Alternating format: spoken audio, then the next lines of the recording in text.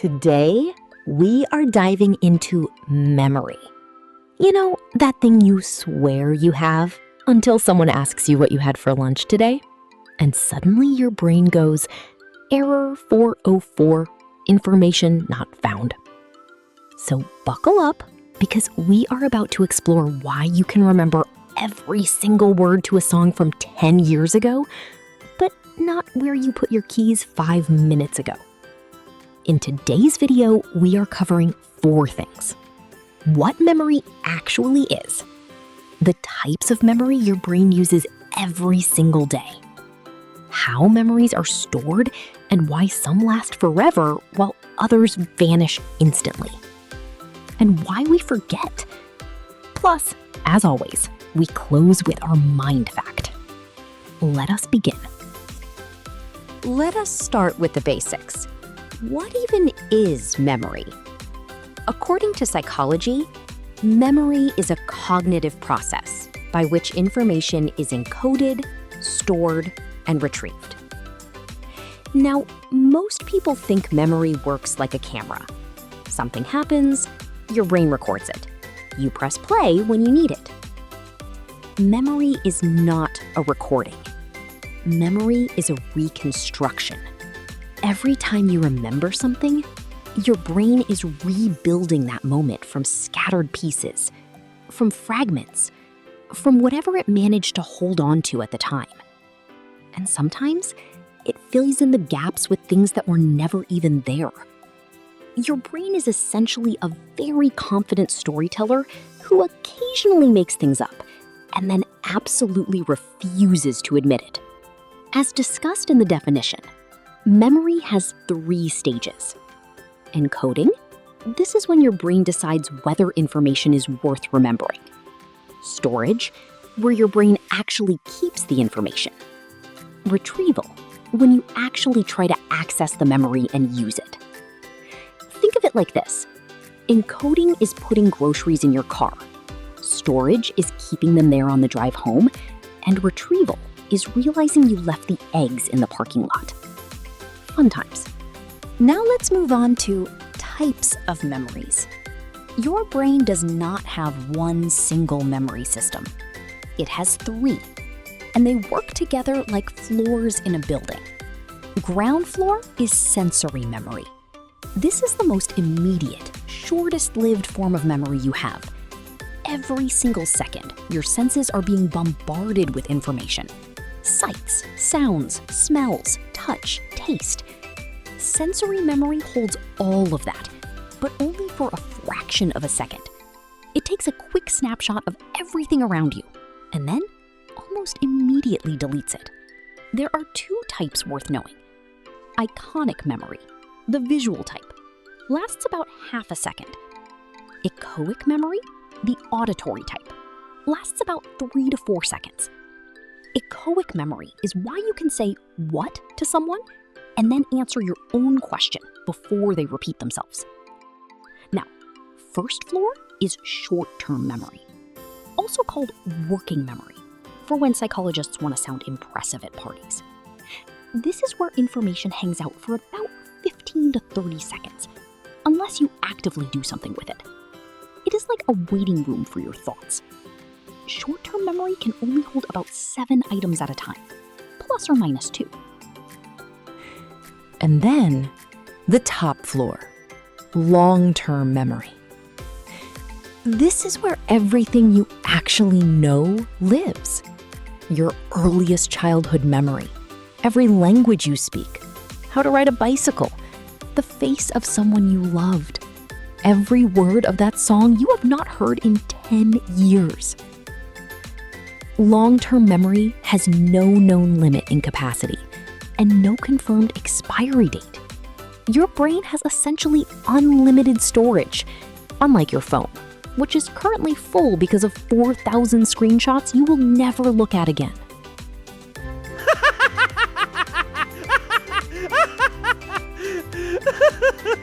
Long-term memory splits into 2 important categories.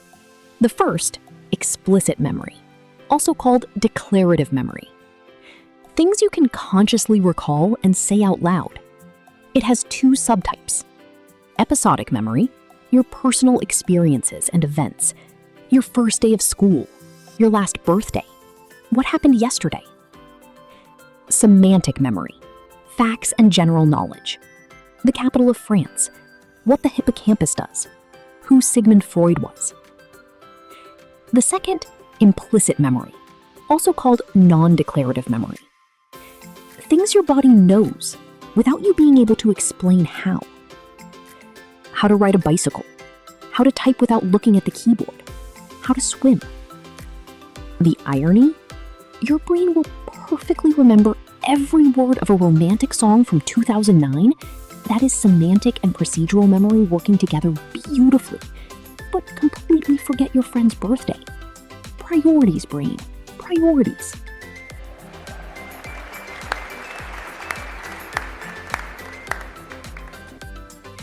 So how do memories actually get into long-term storage? Meet the hippocampus, a seahorse-shaped structure sitting deep inside your brain and basically the bouncer at the club of long-term memory. It decides what gets in and what gets left outside in the cold. Welcome inside. Not today.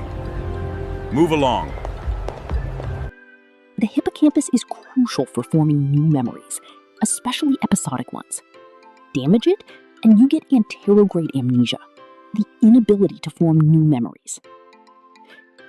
Once the hippocampus approves a memory, it goes through consolidation, the process of stabilizing a memory after it has been initially acquired. And here is where it gets genuinely cool. Consolidation happens mostly during sleep. While you are drooling on your pillow, your brain is busy organizing information, strengthening important connections, and filing everything away neatly.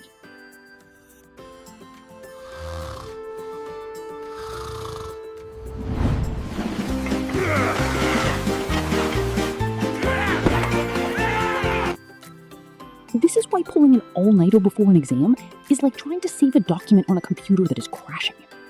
Sure, you might remember some things for the test, but by next week, gone. Deleted. Your brain hit do not save without even asking you. Very rude. The actual physical process involves something called synaptic plasticity, your brain's ability to strengthen or weaken connections between neurons based on how often they are used. There is a principle that captures this perfectly. Neurons that fire together, wire together. The more you repeat or use information, the stronger those neural pathways become. Think of it like walking through a new road. The first time is difficult, but walk the same path enough times and you can remember it easily. It is also why that one song has been stuck in your head for 3 days. You walked that trail too many times. Congratulations, you did this to yourself. Now, everyone's favorite topic. Why your memory fails you. Why do we forget? Here is something that might surprise you though. Forgetting is not a glitch. It is a feature.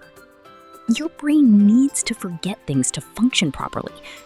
Imagine remembering every single thing that ever happened to you in perfect detail every day of your life. There are actually people with this condition. It is called hyperthymesia. And while it sounds like a superpower, it is genuinely overwhelming. It is not a gift. It is exhausting. You're forgetting? That is your brain being kind to you. It is editing out the noise so you can focus on what actually matters. Mostly. The embarrassing memories from 12 years ago are apparently essential. Those stay forever. 3 main theories explain why we forget, and all 3 are worth knowing for your exams. First, decay theory. Memories fade over time when they aren't used, like that gym membership you signed up for in January.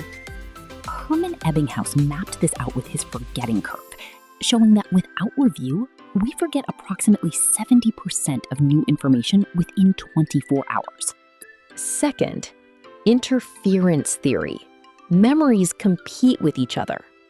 Old information blocking new information, That is proactive interference, like when you keep writing last year's date in January.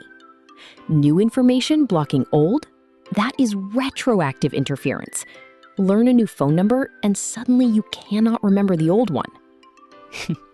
Your brain has limited space in the waiting room.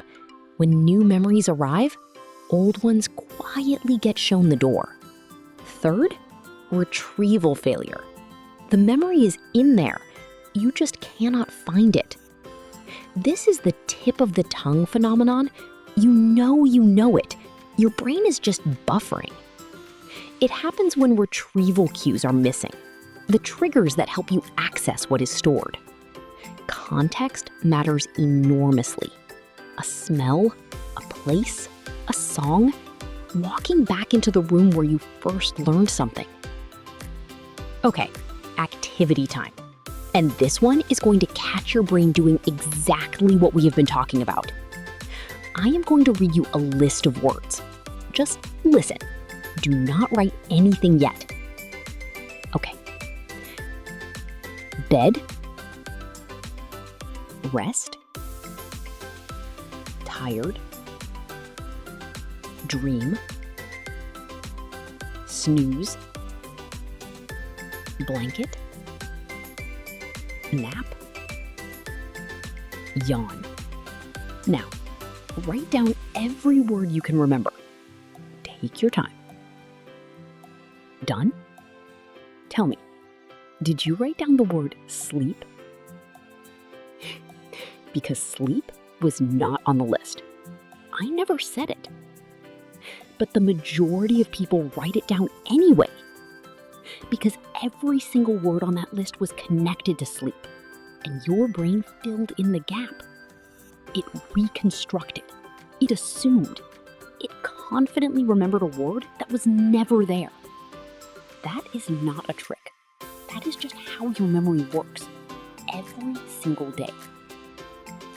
Now, as always, it is time for our mind fact section. Every time you remember something, you change it. The act of recalling a memory makes it temporarily unstable and vulnerable to being altered before it is stored again. This is called reconsolidation. Every time you retrieve a memory, your brain reopens the file, works with it, and restores it. And in that small window of restorage, it can be changed. Subtly, silently, without your knowledge or permission. Which means the memory you have of something that happened 10 years ago has been retrieved, quietly altered, and restored potentially hundreds of times since then. What you remember is not what happened. It is the last version your brain chose to save. Be a little gentler with yourself about the things you remember. And be a little gentler with others about the things they remember differently. So there you have it. Memory. Your brain's beautiful, imperfect, occasionally lying, endlessly fascinating system for navigating the world. Key takeaways for your notes. Memory has 3 stages: encoding, storage, and retrieval. There are 3 types: sensory, short-term, and long-term. Forgetting is normal. It is actually necessary. Your brain is not broken. And your memories are far less accurate than you think, because memory is reconstruction, not recording. Next time you cannot remember something, it is not you. It is your hippocampus. Blame biology, not yourself. See you in the next one. Until then, try to remember where you kept your birth certificate. Thank you for watching.